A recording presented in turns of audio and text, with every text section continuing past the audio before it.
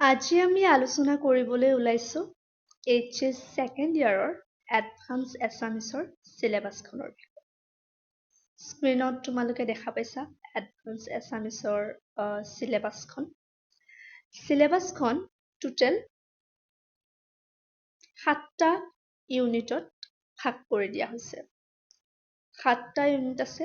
প্ৰথম ইউনিটত আছে গদ্য 20 নম্বৰৰ, ছেকেণ্ড ইউনিটত আছে পদ্য 15 নম্বৰৰ, তাৰপিছত তোমালোকক এখন উপন্যাস দিয়া আছে, সেইখনত মাৰ্কছ আছে 20 নম্বৰ। তাৰপিছত চুটিগল্পৰ ওপৰত আছে 10 নম্বৰ।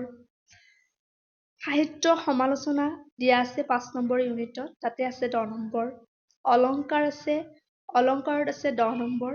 আৰু চুটিগল্প আৰু উপন্যাসৰ পৰিচয়, মানে সাহিত্যৰ বুৰঞ্জী পঢ়িব লাগিব উপন্যাস আৰু চুটিগল্পৰ, তাতে দিয়া আছে তোমালোকৰ টোটেল 15 নম্বৰ। এইখনে হৈছে মানে মাৰ্কছ ৱাইজ এনেকে ভাগ কৰি দিয়া হৈছে চিলেবাছখন। এতিয়া প্ৰথম যিটো ইউনিট, সেই ইউনিটত কবিতা দিয়া আছে। কি কি কবিতা এয়া স্ক্ৰীনৰ ওপৰত তোমালোকে দেখিছা। প্ৰথম কবিতাটো হৈছে বৰ্ষা বৰ্ণন, শংকৰদেৱৰ দ্বাৰা ৰচিত। দ্বিতীয় কবিতা হৈছে মানৱ বন্দনা, চন্দ্ৰকুমাৰ আগৰৱালাৰ দ্বাৰা ৰচিত। ই যে অগ্নিবীণাৰ টান, অম্বিকাগিৰি ৰায়চৌধুৰীৰ দ্বাৰা ৰচিত। মোৰ গাঁও, ডিম্বেশ্বৰ নেওগৰ দ্বাৰা ৰচিত। কাঞ্চনজংঘাৰ বুৰঞ্জী, জ্যোতিপ্ৰসাদ আগৰৱালাৰ দ্বাৰা ৰচিত। অন্বেষণ, সীতানাথ ব্ৰহ্ম চৌধুৰীৰ দ্বাৰা ৰচিত। এইকেইটা হৈছে কবিতা। তাৰপিছত গদ্য দিয়া আছে। বুৰঞ্জীৰ দৌৰাত্ম্য, লক্ষ্মীনাথ বেজবৰুৱা, মাধৱ দে, লক্ষ্মীধৰ শৰ্মা। বহাগ বিহুৰ পৰম্পৰা, প্ৰফুল্ল দত্ত গোস্বামী। এইকেইটা হৈছে গদ্য। তাৰপিছত তোমালোকক দিয়া আছে এখন উপন্যাস, খুবেই ধুনীয়া উপন্যাস। তোমালোকে যেতিয়া পঢ়িবা তেতিয়া গম পাবা। ৰোমেণ্টিক এখন উপন্যাস, নৱকান্ত বৰুৱাৰ কপিলী পৰিয়া সাধু। তাৰপিছত দিয়া আছে চুটিগল্প দুটা, আমাৰ ছাৰ আৰু হাতী।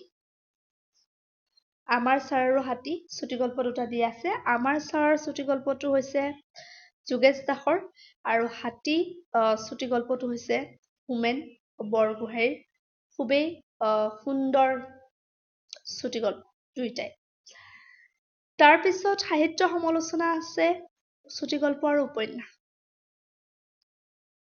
তাৰপিছত দিয়া আছে অলংকাৰ, অলংকাৰৰ সংজ্ঞা, প্ৰকাৰ, শব্দালংকাৰ, শব্দালংকাৰৰ অনুপ্ৰাস, যমক, শ্লেষ, অർത്থালংকাৰৰ উপমা, অতিশয়োক্তি, অপ্ৰস্তুত প্ৰশংসা, এইবোৰৰ ওপৰত প্ৰশ্ন আহিব।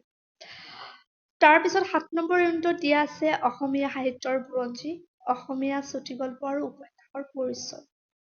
অসমীয়া চুটিগল্পৰ বুৰঞ্জী, হিষ্ট্ৰী পঢ়িব লাগিব, আৰু উপন্যাসৰ বুৰঞ্জী পঢ়িব লাগিব, তাৰ ওপৰত প্ৰশ্ন। গতিকে এয়াই আছিলে এইচএছ ছেকেণ্ড ইয়াৰৰ এডভান্স এছামিছৰ চিলেবাছ। ধন্যবাদ।